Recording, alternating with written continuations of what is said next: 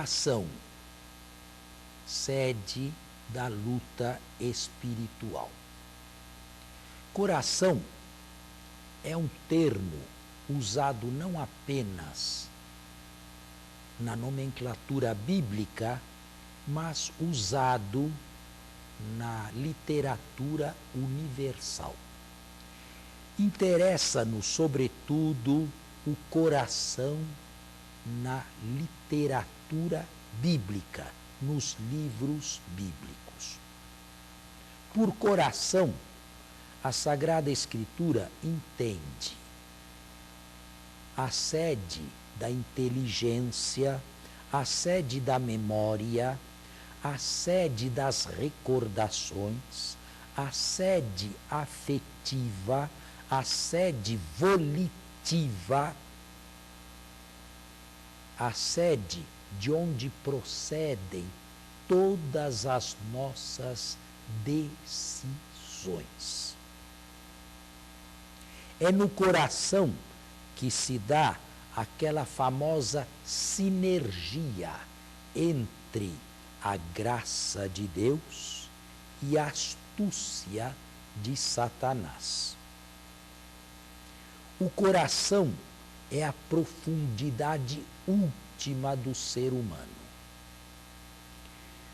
O coração é a sede de todos os impulsos mais íntimos que possuímos e de quando em quando lançamos para o exterior.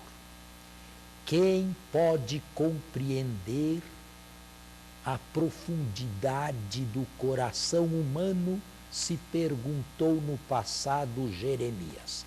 Eu, o Senhor, responde-lhe Deus, que sondo os rins e percebo todo inteiro o coração do homem. É no coração do homem que a palavra de Deus cai, quando ela cai num terreno fértil. Nós conhecemos uma parábola de Jesus trazida por Marcos. 3 terrenos são inférteis. Analogicamente, são aqueles que simbolizam a queda da semente pela estrada, aqueles simbolizados pelo terreno pedregoso e aqueles simbolizados pelos espinhos, isto é, o excessivo cuidado, a excessiva preocupação com as coisas deste mundo. Em nenhum destes 3 terrenos a palavra de Deus caiu no coração. E por isso mesmo, em nenhum desses 3 terrenos houve frutificação da palavra de Deus. É num coração dócil a Deus que a sua palavra pode germinar, crescer e dar fruto. É do coração que provém os dons do Espírito Santo, porque é no próprio coração que o Espírito Santo de Deus é derramado. Deus entrega o seu Espírito não na periferia do ser humano, mas na sua parte central. E é do íntimo do coração que o Espírito faz jorrar aquilo que o apóstolo chama as obras do Espírito. A paciência, a castidade, a mansidão, a alegria, a suportação, a perseverança, a delicadeza, numa palavra, a caridade em todos os seus diversos momentos, em todo o seu significado e riqueza. O coração, sendo a sede da decisão, é não apenas o centro do ser humano, mas o local da luta espiritual. Ao lado de um coração bom, dócil, aberto, sede do Espírito Santo, ao lado de um coração que recebe com alegria a palavra de Deus e trata de fazê-la germinar e crescer e dar fruto, existe o coração endurecido, o coração empedernido, esclerocardia, chamavam-no os padres da igreja.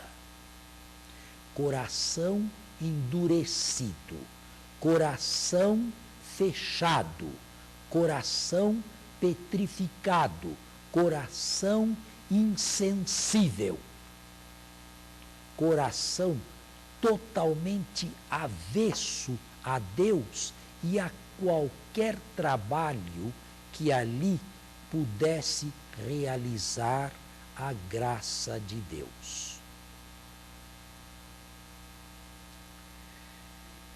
É para o nosso coração que nós olhamos neste retiro espiritual.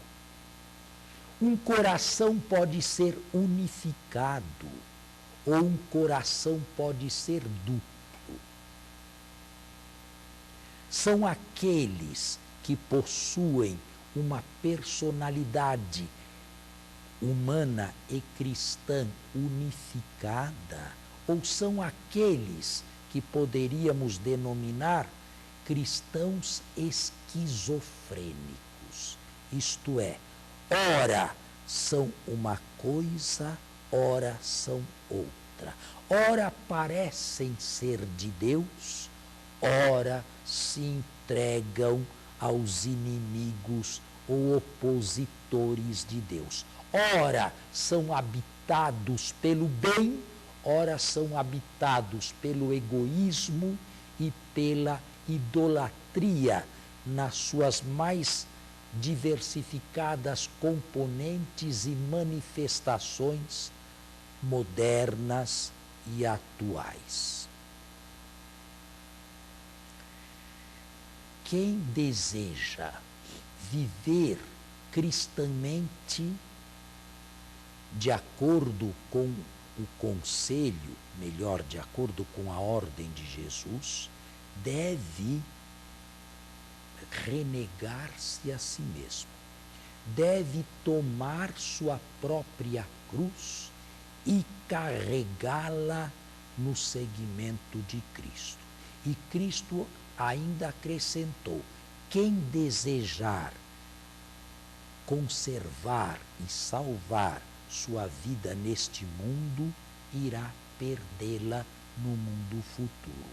Quem, no entanto, for capaz de lutar e entrar pela porta estreita, dizer não resoluto ao que é reprovável diante de Deus, este pode eventualmente se perder para este mundo aqui, perder muitas oportunidades, porque o vencimento ou a vitória sobre as tentações significa perder diversas oportunidades que o mundo atual sugere ou coloca ao nosso alcance de mão. Este, e apenas este, se conserva e se prepara para a vida eterna. A escolha é clara. Ou nós escolhemos este mundo como o único local de nossa felicidade e esta vida como a única, a mais importante de todas, Ou nós pensamos de maneira contrária? Nós estamos então convencidos de que não vivemos a etapa mais importante e decisiva da nossa vida e esperamos bens que os olhos atualmente não podem contemplar. Cada um deve fazer a sua escolha. Jesus lutou na vida toda e a vida pública não sem motivação é apresentada a nós pelos evangelistas sinóticos como uma luta intensa contra Satanás. Se o coração é a sede da nossa personalidade, se ele é a sede do homem interior, se é nele que se resolve a vitória a favor de Deus ou a derrota do ser humano, quais são as armas que a Escritura, a tradição e os padres da igreja e do deserto colocaram ao nosso alcance de mão? Eu disse na primeira meditação introdutória e aqui repito: não há possibilidade alguma de vida cristã sem luta espiritual. Lamentavelmente, este tema não é mais repisado nos nossos dias. Eu repito também, faço parte da última geração que ainda ouvia de não poucas pessoas palavras como estas que agora me esforço a transmitir aos telespectadores e aos retirantes da Rede Vida de televisão. A pior coisa é imaginar que nós estamos sozinhos quando se trata da luta espiritual ou da tentação. Não. É Deus quem está conosco. E a nossa vitória é mais vitória de Cristo em nós do que vitória nossa. Porque as nossas tentações são um prolongamento das tentações de Cristo. E o Cristo vitorioso de suas tentações se encontra, assim esperamos, nos nossos corações. Ele nos dá as armas necessárias para olharmos de frente o inimigo e vencê-lo. Em primeiro lugar, a sua graça, que nunca nos falta. Em segundo lugar, a frequência à Escritura ou à Palavra de Deus. Jesus venceu as 3 tentações com as palavras da Escritura, especificamente as palavras do Deuteronômio. Nós vencemos as tentações através da oração. A oração do Pai Nosso, que é a oração por excelência, no final nos faz pedir, mas as mais das vezes encontra-nos distraídos. Não nos deixeis cair em tentação, mas livrai-nos do mal. As virtudes teologais, a fé, a esperança e, sobretudo, o amor, a caridade, são um auxílio poderoso e necessário para se vencer qualquer tipo de tentação. No último capítulo da carta aos Efésios, o autor deuteropaulino descreve a vida cristã como uma luta e o cristão como um soldado que recebe o capacete da fé, o elmo da esperança, a espada da palavra de Deus que vai fundo no coração e chega ao centro do ser humano. Com estes auxílios todos, nenhum de nós pode imaginar que a tentação é necessária e, sobretudo, que a tentação seja invencível. Eu diria mais, sem tentações sérias e vencidas com as armas que eu acabo de mencionar, não existe vida cristã consolidada.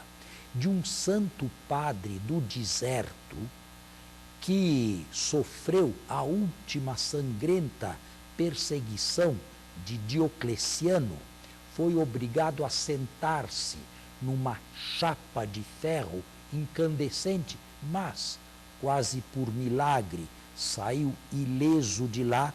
Terminada a perseguição e voltando para o seu mosteiro, exclamava: esta sim é a verdadeira luta, esta sim é a casa da tentação.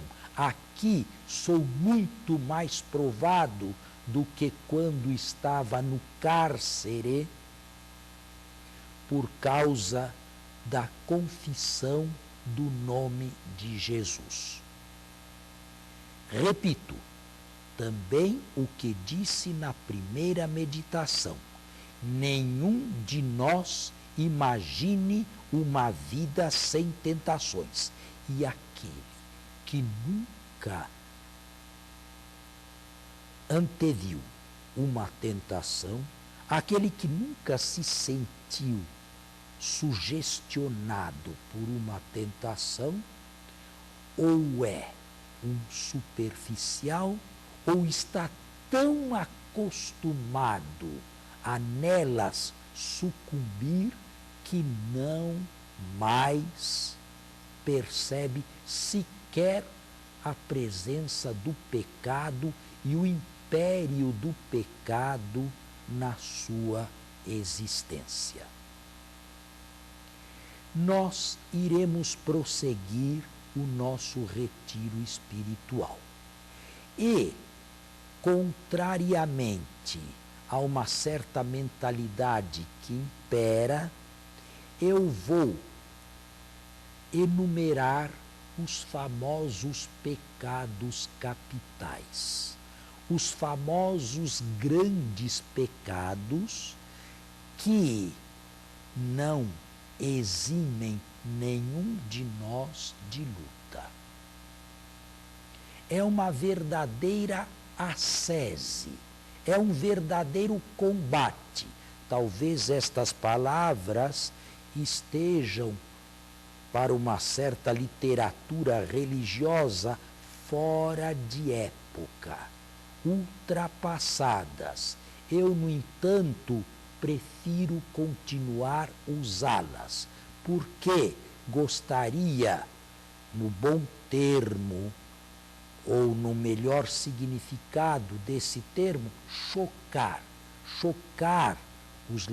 os ouvintes, chocar aqueles que estão praticando, realizando o seu exercício espiritual e levá-los à conclusão de que sem este combate, por vezes muito duro, feroz, quase que sangrento, não há vida cristã verdadeira.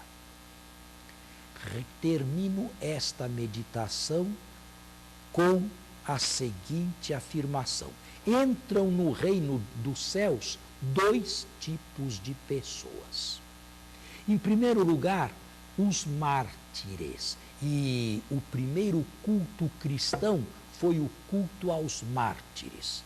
Claro, após o culto a Jesus Cristo.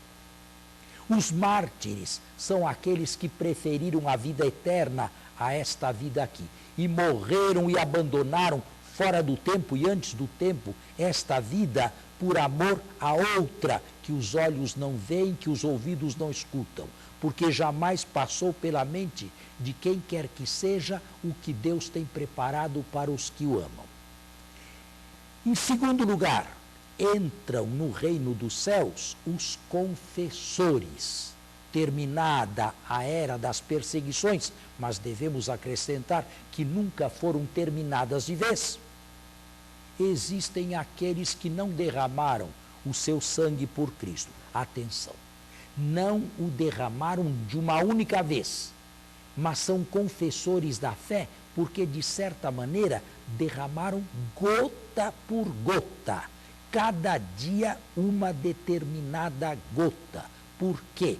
Cada dia venciam uma determinada tentação, porque cada dia eram assediados por um determinado mal, por uma determinada sugestão que desagrada a Deus, e como estavam resolutamente dispostos a entrar pela porta estreita do Evangelho, foram fiéis até a morte e podem receber a coroa dos vencedores juntamente com os mártires. Mas fora destes dois casos, ou derramar o sangue totalmente, ou derramá-lo gota por gota, numa luta cristã, numa vida cristã que é uma luta, não se entra no reino dos céus, não se entra na feliz eternidade. Deus está conosco e Deus, desde já em Cristo, concede a vitória àqueles que a buscam incessantemente, sobretudo na oração e na humildade.